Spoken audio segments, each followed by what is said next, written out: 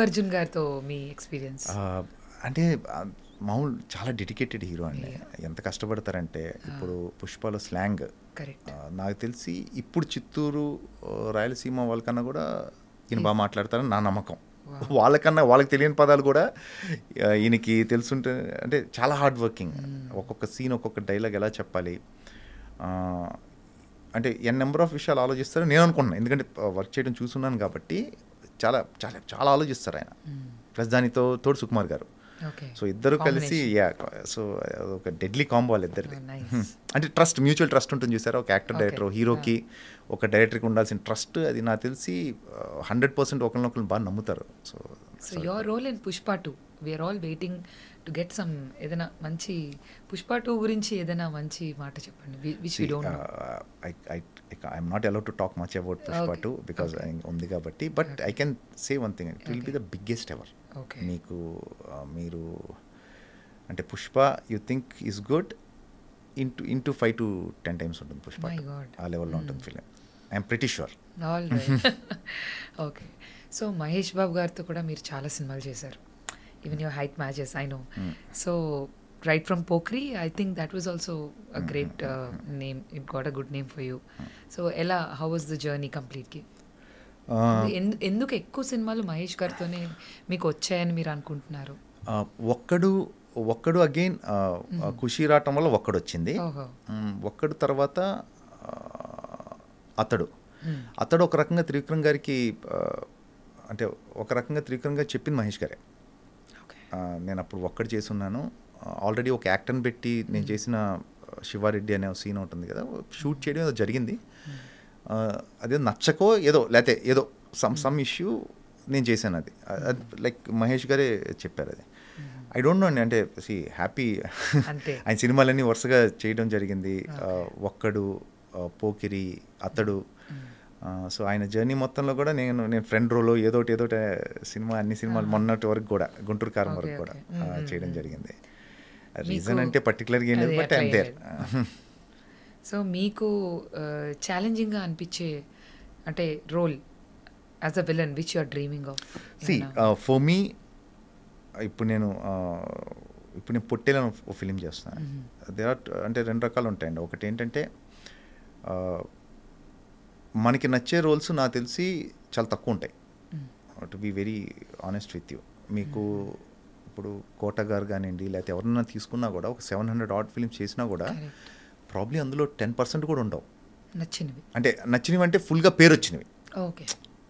అంటే అదో process, journey. But బాగా ఇంపాక్ట్ఫుల్ రోల్స్ కోట గారు చేసినాయి అంటే ఒక 50 ఉంటాయేమో అందులో, అంతకన్నా ఉండవు. సో అలాంటి రోల్స్ ఎదుగుతున్నాను నేను.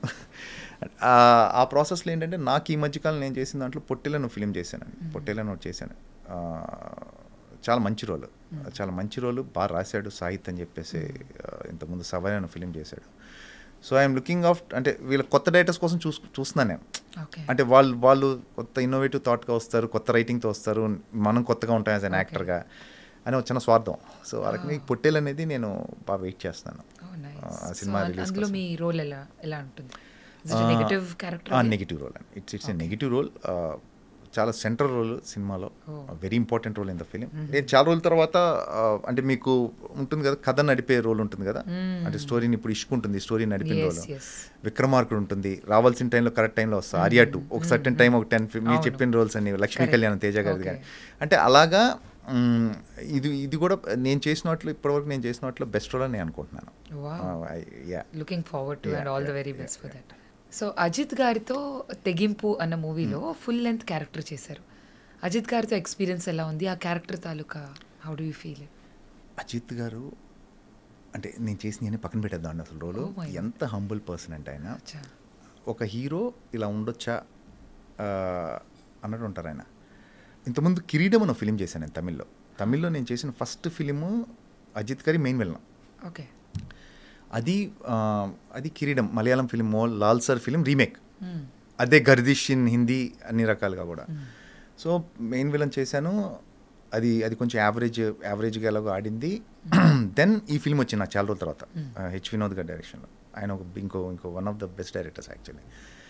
వచ్చినప్పుడు ఆల్మోస్ట్ ఈ కిరీడంకి దీనికి 10 years పైన డిఫరెన్స్ ఉంది. మేము ఎక్కడ పుకెట్లోనే ఎక్కడో షూట్ చేస్తుంటే ఎర్లీ మార్నింగ్ సీలోకి వెళ్ళాలి, షిప్ ఏదో దాంట్లో షూట్ చేయాలనుకుంటున్నప్పుడు కొంచెం ఎర్లీకి వెళ్ళాం, సన్ రైజ్ కన్నా ముందు వెళ్ళాలని. 4:30 చీకటిగా ఉంది. అజిత్ గారు, అజయ్ గారు ఎలా ఉన్నారు, ఈ speaks decent Telugu actually, how are you Ajay గారు అన్న.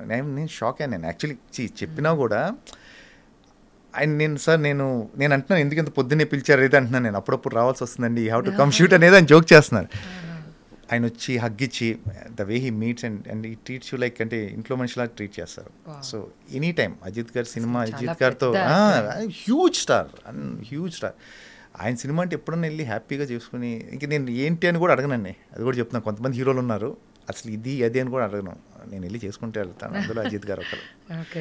ప్లస్ ఆ రోల్ కూడా నాకు ఫుల్ లెంత్ రోలు తమిళ్లో కూడా నాకు కొంచెం మళ్ళీ జేమ్ రవి సినిమాలు కొంచెం ఒక రకంగా చాలా గ్యాప్తో తమిళ సినిమాలు చేయడం కూడా రీజన్ అయింది. అది హిట్ అయింది, మంచి హిట్ అయింది. తమిళ అలవాటు అయిపోయి ఉంటుంది మీకు.